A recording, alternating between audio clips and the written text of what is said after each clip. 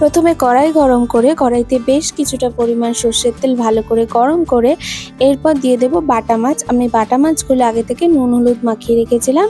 সেই বাটা মাছ দিয়ে খুব ভালো করে লো টু মিডিয়াম ফ্লেমে ভেজে নেব। ভাজা হয়ে গেলে এরপর তুলে নেব।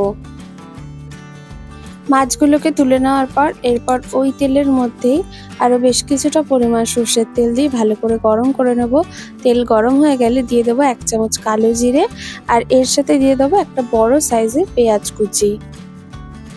পেঁয়াজ কুচি দিয়ে নেড়েচেড়ে খুব ভালো করে ভেজে নেব। এর সাথে দিয়ে দেবো 4 থেকে 5টা কাঁচা লঙ্কা।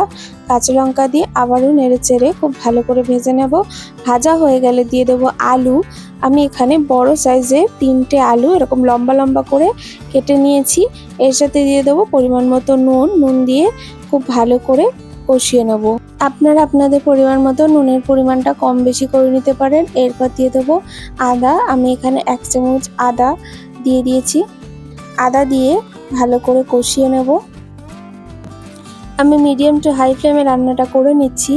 এরপর দিয়ে দেবো একে একে গুঁড়ো মশলা। দিয়ে দেবো 1 চামচ জিরে গুঁড়ো, 1 চামচ হলুদ গুঁড়ো ও 1 চামচ ধনে গুঁড়ো, ও এর সাথে দিয়ে দেবো 1 চামচ কাশ্মীরি লঙ্কার গুঁড়ো।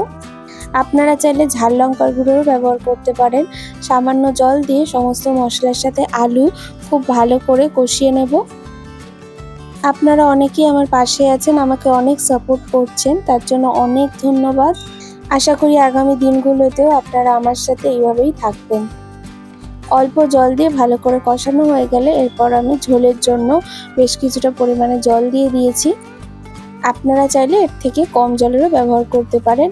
এরপর দিয়ে দেবো আমি ভেজে রাখা বাটা মাছগুলো।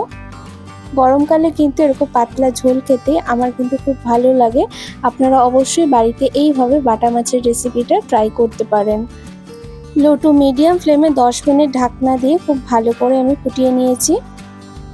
দেখুন কত সুন্দর মাছের ঝোলটা তৈরি হয়ে গেছে।